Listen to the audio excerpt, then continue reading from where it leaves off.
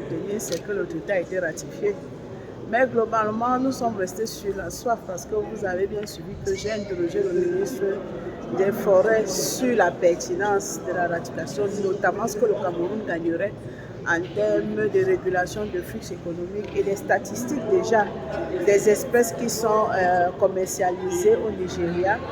Et notamment les réponses du ministre des Forêts m'ont laissé sur ma soif parce que j'ai constaté qu'en réalité, il a peut-être la volonté parce qu'il nous a fait savoir qu'on avait 415 contrôles pour qu'on puisse maîtriser le flux de ces espèces commercialisées. Mais on se rend quand même compte que le Nigeria est beaucoup plus gagnant dans cet accord que nous avons ratifié aujourd'hui.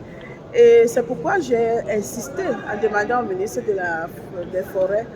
de demander à ce que l'Assemblée nationale et de mener un lobby à ce que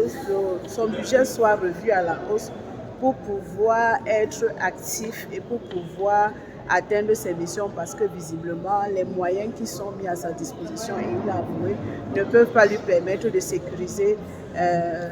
nos forêts et même l'exportation de nos espèces qui sont vendues. Comme vous le savez, je ne voudrais pas parler des